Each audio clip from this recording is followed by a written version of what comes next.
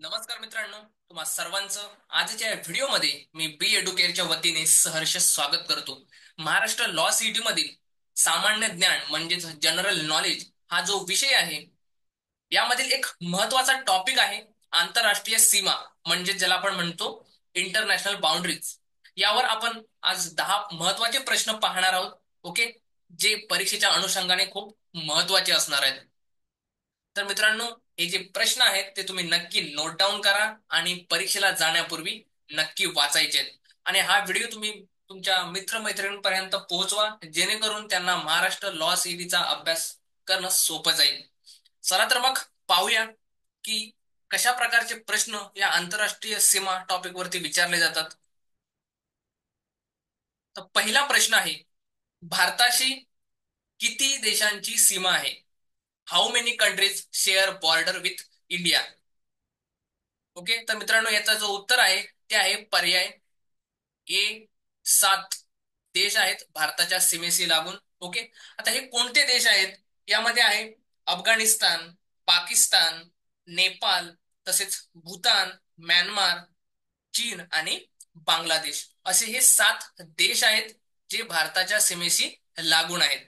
पुढचा प्रश्न आहे, भारताला सर्वात लांब सीमा असलेला देश कोणता आहे? India shares the longest international boundary with which among the following countries? तर याचं उत्तर आहे बांगलादेश, पर्याय बी.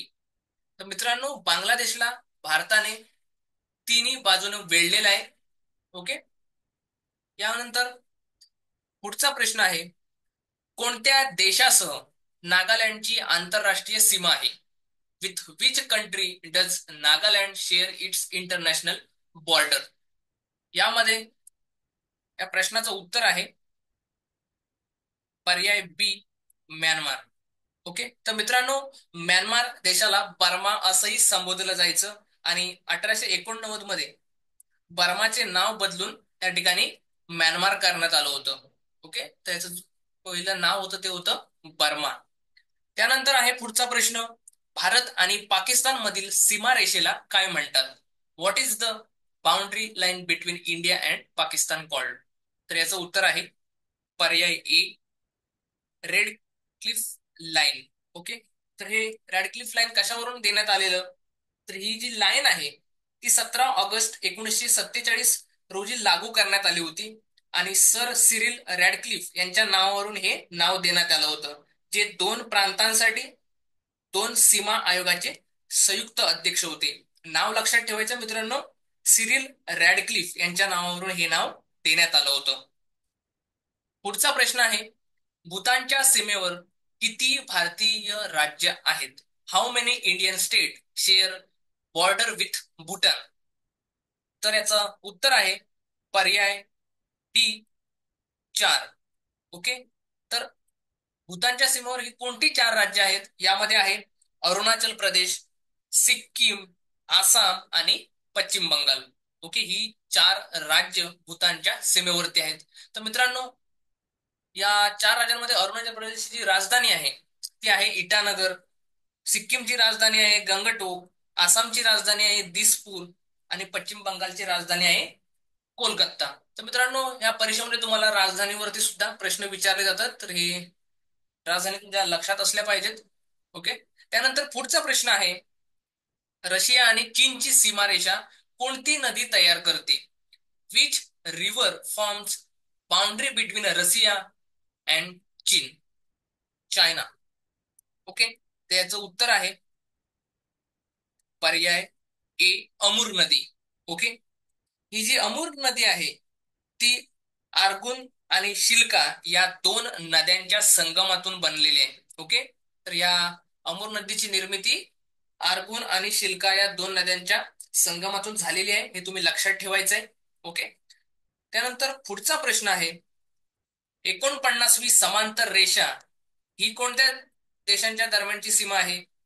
49th parallel line is boundary between. Okay, तर याचा पर्याय आहे भारत आणि पाकिस्तान, उत्तर कोरिया आणि दक्षिण कोरिया, युएसए आणि कॅनडा, फ्रान्स आणि जर्मनी. यामध्ये या प्रश्नाचं बरोबर उत्तर आहे अमेरिका आणि कॅनडा, म्हणजे ज्याला आपण म्हणतो युएसए. ओके, युएसए आणि कॅनडा याचा पर्याय नंबर सी, युएसए आणि कॅनडा. मित्रांनो, 1818च्या अँग्लो अमेरिकन कन्व्हेन्शन आणि 1846च्या ऑरेगॉन करारानंतर या रेषेचं सीमांकन करण्यात आलं होतं. ओके, काय आहे ते? 1818च्या अँग्लो अमेरिकन कन्व्हेन्शन आणि 1846च्या ऑरेगॉन करार याच्यानंतर या सीमेचं सीमांकन करण्यात आलं होतं. लक्षात ठेवायचंय. पुढचा जो प्रश्न आहे, ड्युरंड रेषा ही खालीलपैकी कोणत्या देशांमधील सीमारेषा आहे? The Durand line is the boundary between which country? Okay, तर याचं उत्तर आहे पाकिस्तान आणि अफगाणिस्तान, पर्याय सी. मित्रांनो, ही जी रेषा आहे, ड्युरंड रेषा, ही भारत आणि अफगाणिस्तान मधील आहे. तसेच ही रेषा भारत आणि अफगाणिस्तान या रेषेला सुद्धा म्हटली जाते. ओके, त्यानंतर पुढचा प्रश्न आहे, मॅकमोहन रेषा ही देशांमधील सीमारेषा आहे. कोणत्या देशांमधील सीमारेषा ही? The McMahon line is a border line between. Okay, तर हे कोणत्या दोन देशांमधली आहे? तर भारत आणि चीन, पर्याय बी, भारत आणि चीन. तर भारत आणि चीन 1914 मध्ये शिमला परिषदेत ब्रिटिश भारताचे परराष्ट्र सचिव सर हेनरी मॅकमोहन यांनी ही रेषा ती निश्चित केली होती. कोण आहेत ते? भारताचे परराष्ट्रीय ब्रिटिश सचिव सर हेनरी मॅकमोहन. ओके, त्यानंतर पुढचा प्रश्न आहे, मॅजिनोट रेषा कोणत्या दरम्यान आहे? Maginot line is exist between which country? कोणत्या दोन देशांमधील ही रेषा आहे? फ्रान्स आणि जर्मनी, जो पर्याय आहे सी या ठिकाणी तुम्ही पाहू शकता. ओके, तर पहिल्या महायुद्धाच्या दरम्यान जर्मन हल्ल्यापासून बचाव करण्यासाठी मॅजिनोट रेषा ही अत्यंत विकसित आणि तटबंदीची साखळी होती मित्रांनो. ओके, पहिल्या महायुद्धाच्या दरम्यान. तर असे हे 10 प्रश्न आहेत. हे प्रश्न नोट डाऊन करून ठेवा. परीक्षेला जाण्यापूर्वी नक्की वाचा. ओके, परीक्षा जाण्यापूर्वी तुम्हाला नक्कीच या मागचा व्हिडिओ आहे आणि आजचा जो व्हिडिओ आहे ते नक्कीच तुम्हाला पाहून जायचे आहेत. हे तुम्हाला परीक्षेमध्ये चांगल्या प्रकारे मार्क्स मिळवून देणार आहेत. ओके, पुढे वळूया. तर तुमच्यासाठी हा एक प्रश्न आहे, जर्मनी आणि पोलंड सीमारेषेला काय म्हणतात? कोणती रेषा? जर्मनी आणि पोलंड मधील सीमारेषेला काय म्हणतात? What is the border line between Germany and Poland called? Okay, तर या प्रश्नाचं उत्तर तुम्ही या व्हिडिओच्या कमेंट बॉक्समध्ये द्यायचं आहे. ओके, त्याचबरोबर तुम्ही जर बी एड्युकेअरचा ऍप डाउनलोड केला नसेल तर बी एड्युकेअरचा ऍप डाउनलोड करा. यामध्ये तुम्हाला स्टोअर वरती स्कोर बुस्टर टेस्ट पॅक दिसतील. ओके, ते टेस्ट पॅक तुम्ही खरेदी करा, कारण तुम्हाला अशाच प्रकारचे जे प्रश्न आहेत ते टेस्ट पॅक मध्ये सॉल्व्ह करायला मिळतील, सरावासाठी मिळतील. तर हे नक्की खरेदी करा. ओके, आणि हा व्हिडिओ तुमच्या मित्रांपर्यंत पोहोचवा, जेणेकरून त्यांचा सुद्धा महाराष्ट्र लॉ सिटीचा अभ्यास सोपा होईल.